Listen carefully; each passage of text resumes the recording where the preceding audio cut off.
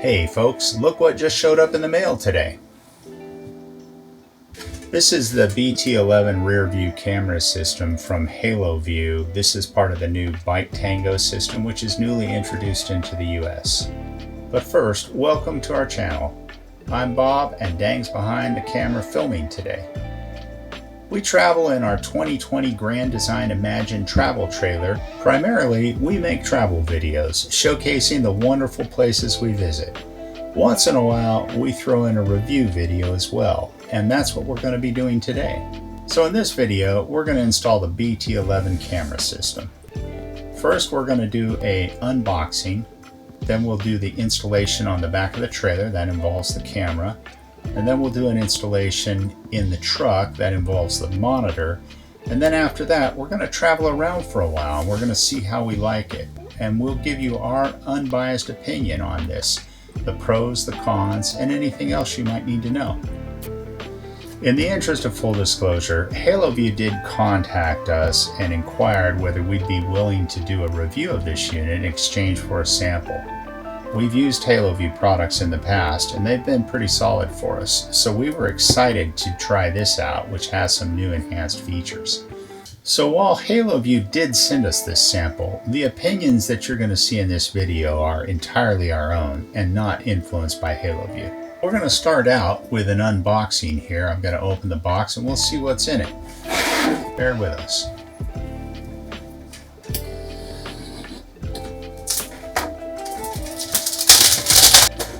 Seems to be well packaged. Okay, well, right off the bat we have the user manual. This is for the 10-inch 1080p blind spot detection monitoring system, BT11. Take a look at that. Okay, this includes a package contents, so let's just walk through that real quick and see what we expect to get in here. There's going to be a smart screen, a rear camera, a smart box. This looks like it has antennas on it. It's a receiver, I see. Camera extension cable, a 12 volt to 5 volt power conversion box, a TF card. Oh, that's nice. They provide a 64 gig TF card for recording. There's a GPS unit. So I guess this has a built-in GPS system. There's a cable, power filtering box. So this is somehow this is going to filter power, probably to reduce RF problems, and band-aids. These look like they're going to be used to attach maybe the mirror. But let's take a look. All right, let's unpack this thing. So what these are some dust absorbers. This look like stickers maybe to attach. Maybe there's some sort of screen protector or something. This looks like the display itself. So that is that's a display. Oh, and these are the band-aids that are going to be used to attach to the mirror. Looks like it's got a little button up here. And it looks like this is a camera. So this has a front-facing camera as well that will be used in addition to the rear camera. Set this aside for now and take a look more later. Next thing we'll look at is here. This looks like, okay, this is the camera. And this is the rear camera. It's going to mount on the rear of the trailer. It has a power supply here. Looks like DC in. We'll get into more of that later. Looks like it's got some LED lights here too, so it can light up a little bit in case it's dark outside. And that looks like where you will put the antenna. In here, a couple different bags, okay. We've got a bunch of antennas here. They don't look to all be the same. There's one that's different from the other, so the two probably are, yeah, we'll get into those more a little bit later. And some mounting hardware. This is a little rubber gasket. I don't know, we'll see what this plastic piece is here.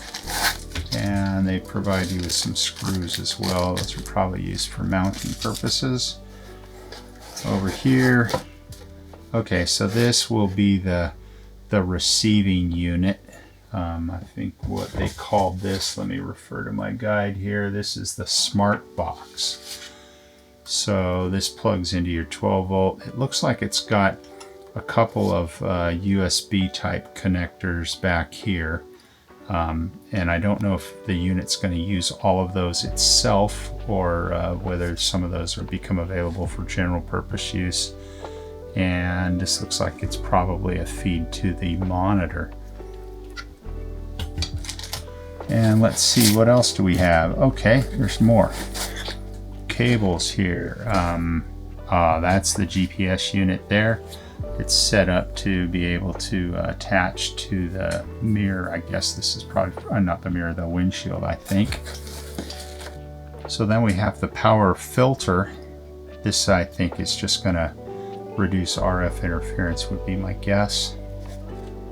It looks like this also can attach onto the, I don't know, the dash or the windshield. And then we have the power conversion box. So this converts from 12 to 5 volts. And it looks like it's got a, so it looks like it's USB on this side, and it looks like this is like a little mini RCA 1/8 inch DIN or something like that. And this is a proprietary connector. Let's see, more cables. So this looks like just a long cable. I'm guessing this is going to go from the smart box probably up to the display, the rear view mirror display. And then still more cables. This, I believe, is probably, I think this is probably going to provide power to the rear view camera if you happen to have this interface here, which I think is a standard, maybe a Furrion interface, and then this is maybe how you would connect to the camera. And then finally there's another extension here, which I guess we'll learn more about as we start putting this together. And yet one more adapter here, which I have no idea what that is, but we'll figure all this stuff out as we start the installation process. Plenty of pieces, and that's about what's in the box. Alright, so here's the trailer we're going to be mounting on. This is our 2020 Grand Design Imagine. It's a 2500 RL. Here we are. As you can see, I'm holding the new camera, and this is a full HD system, which is nice. It also, to my eyes, looks to be a little more compact. The existing camera we've been using, this is the M7108, I believe, and that's also a Haloview product. It's worked well for us for a couple of years, but it's got a few things that we'd prefer to see improved, and we're thinking that this new model will probably do that. I'm gonna take this old camera off now, and I'm not gonna do that on film. That's basically just a process of removing it and clearing out all of the sealant. And we'll be back as soon as I get that done. All right, so I've got the old camera removed, and I got the sealant off, most of it. There's a little that's attached to the bottom of this here, to the marker light here. As you can see, these marker lights are level and they're pretty low. This unit had a Furrion adapter pre-mounted to it. We didn't have a Furrion camera, but we had the adapter. So it's pre-wired, and that gives us this wire here, which I can plug the new camera into, so that makes that part easier. But as you'll see, when I place this up above, you will find that I can't get it up high enough to mount into these holes here. So I think I'm just going to mount the camera down a little bit lower. So that means I'll have to put new holes in. And what I'll do is I'll go in and apply sealant into all of these holes. As you can see, the back of this camera has a nice little cavity in it. And I think I can use that to my benefit by effectively, it seems like it'll just barely fit here, but I think we can do something like this and get this unit moved in here like so, and then this will basically mount here. Haloview has provided us with this grommet here, or seal, and that's going to be nice. I'm going to be able to put that behind here, but I'm probably going to have to cut a little hole out above that because where this is entering, it's not down here, it's up here. So I'll make another hole that I can feed this through. And I think this approach is going to work and not make too much work for me. Let's do a final check on this and make sure it looks level. When we look at it, it does look level. I think it's going to be good enough. So now I'm going to mark the spots where I want to drill holes. Okay, so these are the screws that were provided by Haloview here, and to my eyes this is pretty soft stuff, so I'm just going to do a real small pilot hole. I'm doing a 5/64, you probably do a 3/32 too, but I think this is going to be fine, just something to get it kind of going in the right direction. And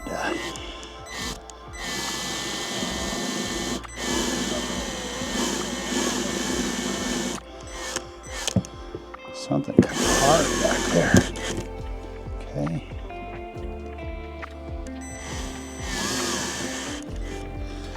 But it looks like it's going to thread in. And the nice thing about that is definitely not going to go anywhere. We're going to go ahead and attach this now. So this connects pretty easily here. These are supposed to be waterproof, I think, but it's going to be back behind the sheet shrouding of the camera anyhow. I think this will be good. This is just a power cable, so I don't think there'll be any problems there. Let's pull this up and over here so we get the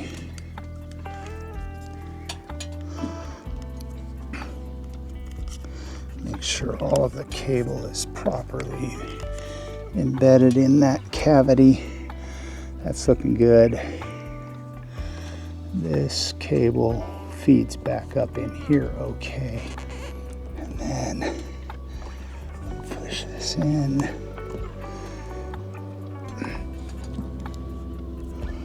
Believe that's pretty good. So let's get one of these in first.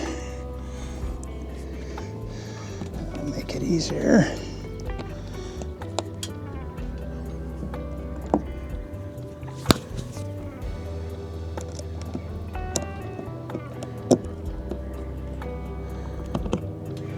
Then we're going to go ahead and tighten this nut down a little more, or this screw.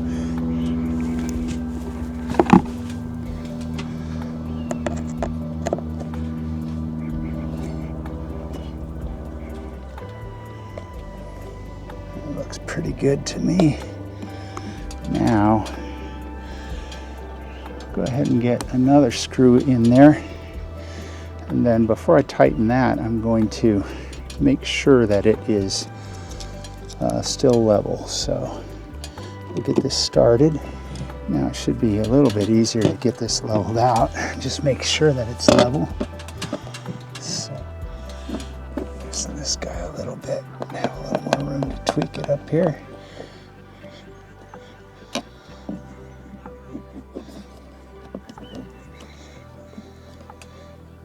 And that looks like that's about dead on there.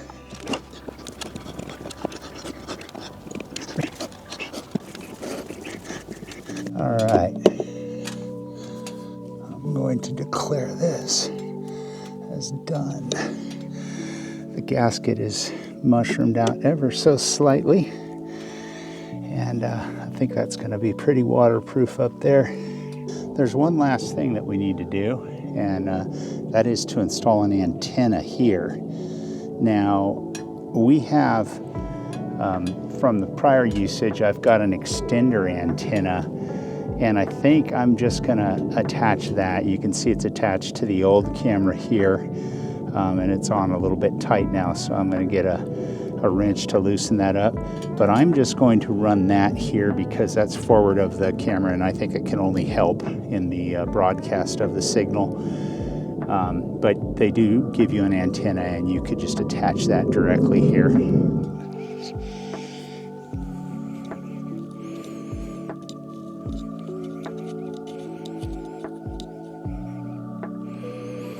All right, good to go. Just gonna put a little sealant around this exit, this hole on top. I don't think I'm gonna bother with the one on the bottom. Maybe that'll help it evacuate steam or whatever, but this one, it just seems to me like water might run right in there, so I'm gonna give this a little bit of sealant. Okay, a quick additional note here. If your system is not pre-wired for Furrion, Haloview does provide a cable in the box, and this is real simple. It's probably a couple feet long.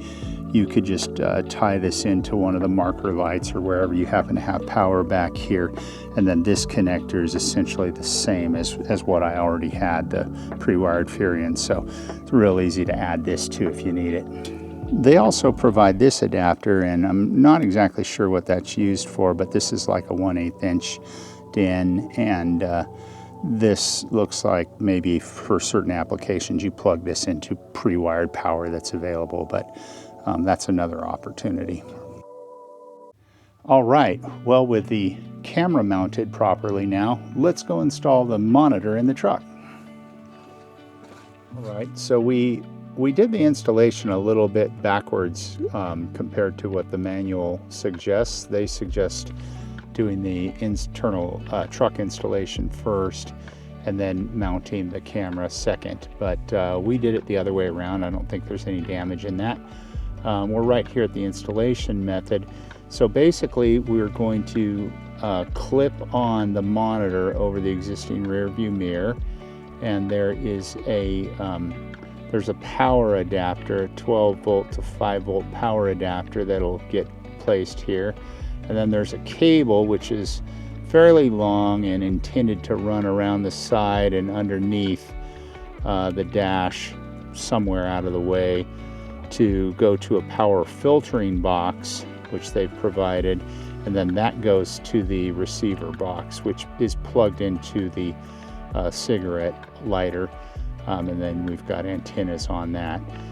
There is also a GPS unit here, which is run, I guess that's placed on the dashboard somewhere there, and then runs up into the to another connector on the monitor. So this is what we're going to be doing. We're going to figure out how we're going to route these wires.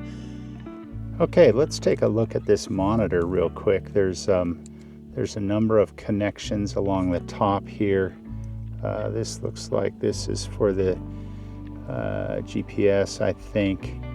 This is for a little TF card, which they provide actually. I think it's a 64 gigabyte or 128 gigabyte. Anyhow, it's kind of nice that they provide that for you, but you could also go out and buy your own. This is, actually I think this is where the power plugs in, and then there's a USB here, which is probably what's carrying the video signal from the RX, the receiver box. And then it's got the connectors here. It also has a front-facing camera over here, and it looks like there's a speaker here. I'm pretty sure that's a speaker. And then on the bottom there is a power button, so you'll be able to turn it off or on that way. And it's also got this front-facing camera here, which is a full HD front-facing camera. And what I noticed is that it doesn't seem like it will fit properly on our mirror, but this camera actually pulls out, and so that allows it to set to the side of your existing rear view mirror, so it doesn't get in the way and it can actually take a picture. So okay, let's try this out and see how this is going to work here. I've got the camera all the way extended out, and essentially, it's got these little soft parts that go up against the mirror, so it's not going to scratch your rear view mirror, which is good.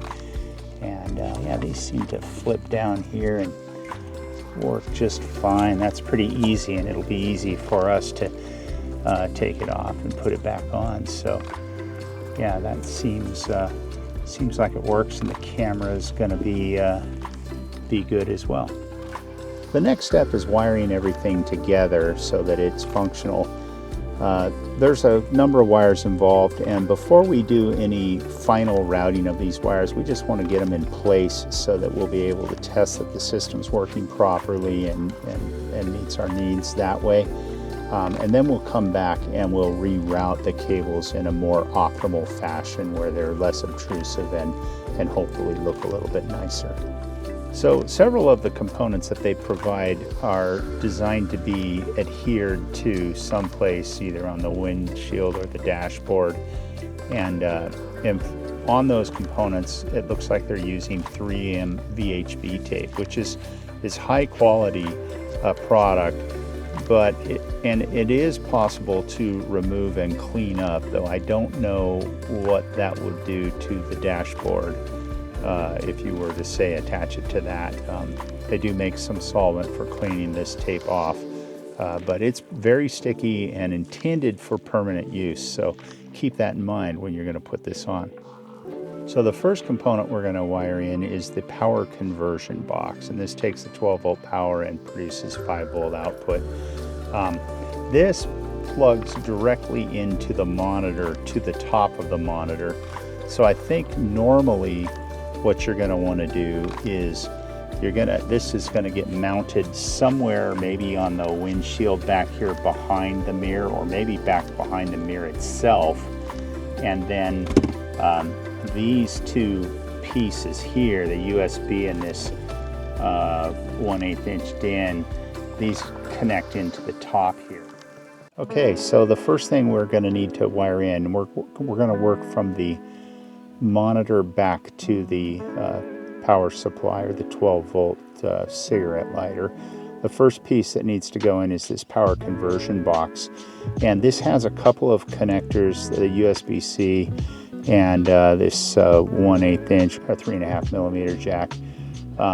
These mount or attach to the top of the monitor, and in our current situation, when the monitor's plugged in here, there's not a lot of space to plug those in. So I think what we want to do is have this set up so that you can plug this in before you attach the monitor, and then attach the monitor to the strap the monitor onto the rear view mirror. So we're going to do that, and again, we're not going to attach any of these permanently right now.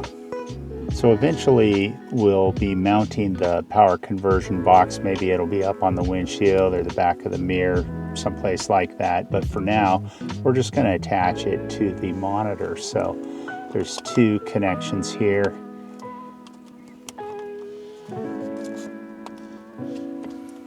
Goes like that. And then we'll also find the GPS, which we're going to plug in here. Okay, and the GPS is just right here. I think it's intended to be mounted on the dashboard. Similarly, I don't know if this is VHB tape. It's not marked as such. Maybe this stuff's a little bit easier to get off of the dash. Maybe it's less sticky. I'm not sure, but we're not going to mount it permanently right now. But we are going to plug this into this hole here for the GPS. So we've got everything plugged in here. Now we're going to mount this.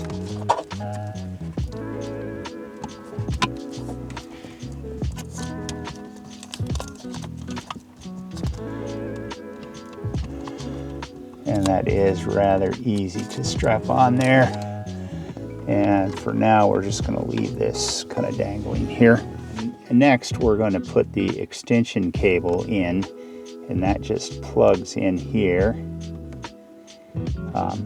And this will normally, again, be routed, but for the moment, we're just going to connect it up without worrying about that. We'll figure out the routing later.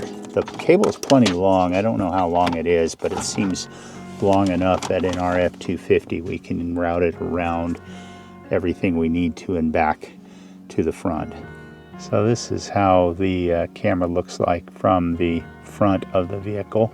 It's the back of the, well, it's just the back of the rear view mirror. But you can see the camera that pokes out a little bit on the driver's side. Next up, we have to attach the power filter. This goes in between the RX box and the extension that we've got on the monitor. This is just this little kind of a proprietary connection here. And this does also have some 3M VHB tape, which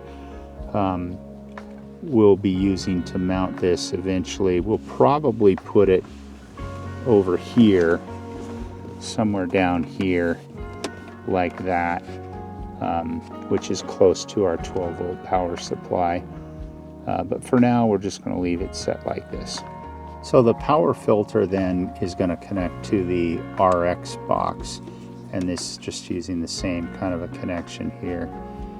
Find where it's mounted, press in, and that completes kind of the wiring, and the only thing left to do is to plug the RX box into the cigarette adapter. So I did already mount the antennas on this unit, so they come separate, but they just screw on here.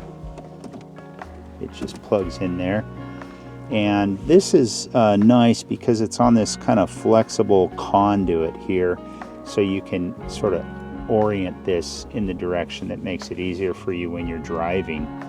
So that's that works. And then there's a number of buttons here. I haven't really learned how to use all these yet, so we'll be doing that a little bit later. Okay, so the monitor is alive. That's a good sign. It means the camera is working properly, and our connections are all right. I'm going to go ahead and take this protective film off of this right now. Probably make it a little nicer. It's a pretty nice screen. That's an IPS screen, and I know there's a little protective coating on the camera itself here, and I'm going to go ahead and pull that off too. That'll probably make this a little bit clearer as well. So yeah, that's the this is the screen. It looks pretty good, and I think we can touch this to swap modes.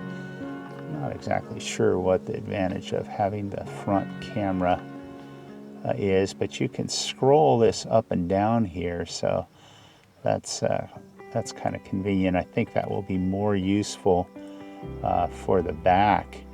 You actually can scroll it down. You see my ladder's still back there, but you can scroll it fairly back pretty far so you can see where you're backing into, or you can get a nice view behind you. I like that feature. That's pretty nice. Now let's review the final routing and install. To attach the power conversion box, I used a 1/8 inch plastic plate that I drilled holes in so I could tie wrap this onto the mirror mount. I didn't want to permanently attach anything to the mirror.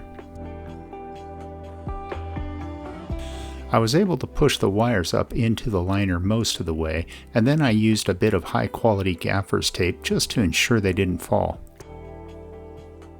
Of course, the close-ups with the camera really make this stand out, but it's hardly noticeable to the eye when sitting in the cabin.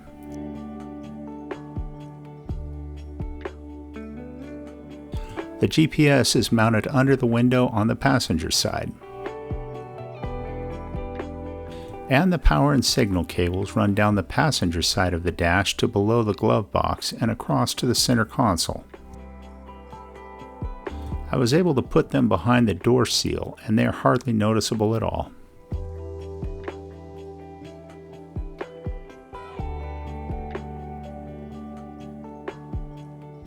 And we were able to tie wrap the cable, including excess, under the glove box area well out of the way.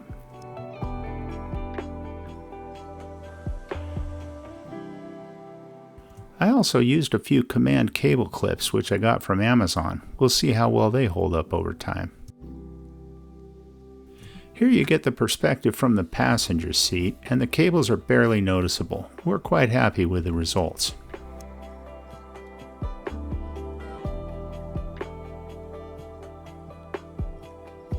While you do lose access to the 12-volt receptacle, you gain a couple of USB chargers, one of which has QC 3.0.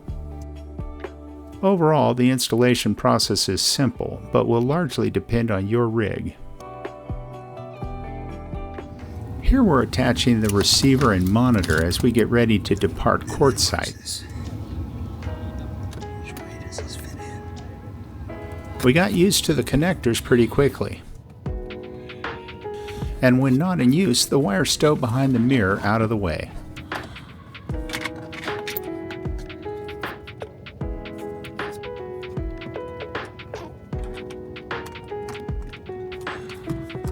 When dark, the connections on top of the mirror can be hard to see, but you get familiar with it over time. I think Haloview could improve this by making a single connector to the monitor, but again, it's not a big deal. And even less of an issue if you have a motorhome or a van where you will permanently mount it. All in all, it takes just a minute or two to mount it on our truck. I'm going to walk you through the operation and the settings of the system now, and it's pretty easy to use. It's all documented in the manual. Initially, the first thing you'll want to know is how to change the view, and you can do that by simply tapping on the screen. You'll get a split screen here, and you can operate it like that, but more often than not, we just use the rear view mode. That's most useful for us. It's nice to know that the cameras are being recorded, both the rear view and the forward-facing camera are being recorded. This could be helpful if you have an accident or something like that. You'd have stuff documented for that. Another really nice feature about this that we didn't have on our prior camera is there's an ability to change the vertical angle of the camera. So you can scroll it way down, and in this mode we're looking at, maybe 3 or 4 feet behind the vehicle right here. So you can it's helpful when you're backing up. And if you scroll it up, this is how we're normally going to have it when we're driving, and you can see really pretty far back in the horizon. You can see the cars that are approaching you from behind. So that's really useful, and that's how we drive typically. You can also see there's some heads-up information here, and when we get into the settings, we'll show how that can be adjusted. Now, to get into kind of what I'd call the settings, you just simply scroll down and you get this menu that shows up here. You have an ability to enable or disable recording of the videos. You can play back the videos here, so if you click that, you'll see both the front-facing and the rear-facing camera, and you'll be able to click on any of these and play them back if you like to. You also have your settings screen here. We're going to go into that a little bit later, but I'm going to skip past that right now. There's a still capture, so you can click that and just get a camera, shot from the camera and capture a still that way. You can enable or disable the recording. The system will record. It has a microphone, and it will record what it hears in the cab. We tend to just leave that on, but you might want to turn it off. This lock sign here gives you the ability to freeze a video. So normally this thing is going to rotate through the videos that it saves, and as it needs more room, it will expire the oldest videos. By hitting that lock button, it will save the current video so that it doesn't rotate out. You would do that if you had an accident or something you wanted to document that way. Finally, over here you have this, which just changes your perspective, and you can kind of get almost the same effect by just touching the screen, so I don't usually touch that too often. Okay, let's dive into the settings now. So when you hit that button there, you're into a menu, and you've got 2 main sections here. There's kind of a video section and then a general settings section down here. So you can adjust the screen brightness. You can make it, my fingers work, you can make it high, low, or medium. You've got the G sensor, and what the G sensor does is it detects a collision, I think, and I believe that it automatically saves video or writes out video if that happens, and you can detect, or you can set how many, how much G-force, I guess, is needed in order to trigger that or turn it off. There is also the BSD enable, so that's a big feature of this blind side detection. You can set the speeds at which that's going to take effect here or turn it off. Get that back up there. We set it right now at 30, but you can do different stuff there. The MV sound remind, this is when the blind side detection triggers, it will play a sound for you. We leave it on, but if it bothers you, you could turn it off. And then you can set up whether you're an inexperienced driver or an experienced driver on the blind side detections. And then the screensaver, you can have this turn off, but we like to keep it on because we like to just monitor. We use it as a rear view mirror, and it actually works really well, as you'll see in that. There's no stutter or anything. It's really smooth. There are also a few system settings. You click to them by clicking on that, and you can change the language. You can set how loud of a sound you want. Here's where you can also set what information will be displayed on the heads up. And I just leave it at the default, I think, was speed, direction, and clock. The mirror image allows you to take the image so that you could read things when you're looking at it.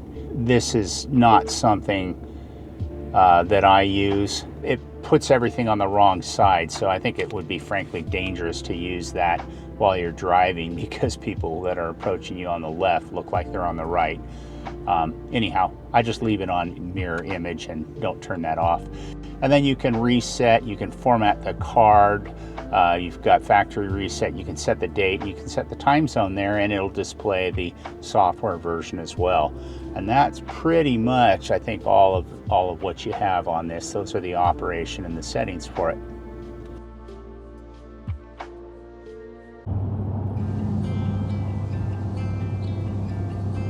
The blind spot detection calibration process is mostly automated, though we did have to run it a few times in order for it to take. It seems to be dependent on the road behind you, but eventually we did get it to work.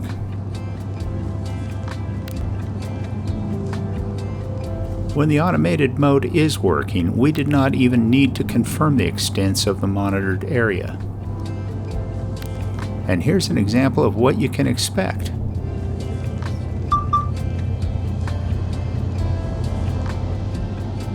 The monitor is plenty bright, and we found medium was the best setting for us. In the evening time, the camera lights up the background admirably.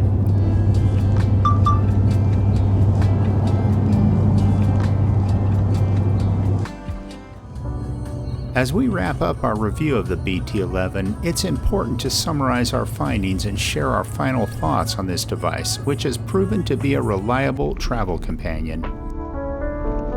We will roll some actual footage recorded by the BT11 during our conclusion. These clips will first be the front-facing camera, then the rear-facing camera of the same time frame. The video format is highly compressed and not intended for cinema, but we think you will agree the quality is very good and useful for the intended purpose of having video evidence in the unlikely event you require it. Starting with the positives, the BT11 impresses with its excellent display that offers clear, high-resolution images. It performs exceptionally well in low-light conditions, providing visibility when it's most needed. The camera's real-time performance is smooth and reliable without any noticeable glitches, enhancing your travel safety and awareness. The camera comes with everything needed for installation, including various power options and even a magnetic mount, which we didn't explore in detail. The quick attachment process and anti-reflective screen, which reduces glare from the sun, are practical features, although the screen can make images look a bit different from what you might expect. Customer support also stands out. They were responsive and helpful when we had questions about calibration. The built-in GPS, which adjusts settings based on your driving, and the inclusion of both front and rear-facing cameras which save footage on a TF card are thoughtful additions that enhance the user experience. On the downside, the system comes with quite a few wires and components, which might be a bit overwhelming, but it's a one-time setup challenge. We noticed that the blind spot detection isn't foolproof, as it missed some passing cars. Also, unlike a traditional mirror, you can't change your view by moving your head, which is something to get used to with any camera-based system. In closing, the BT11 is a solid upgrade from the previous Haloview MC7100 series, especially as an observation camera that doesn't lose signal. We haven't tested it in the rain yet, so we'll have to see how it performs in wet conditions in a future update. In sum, the BT11 offers a range of useful features and reliable performance, making it a worthy consideration for enhancing your RV travel safety and convenience. We hope you have found this video useful, and we would love to hear your feedback on the things you liked about it or how you feel we can improve future videos. Thanks for watching, and we will see you next time.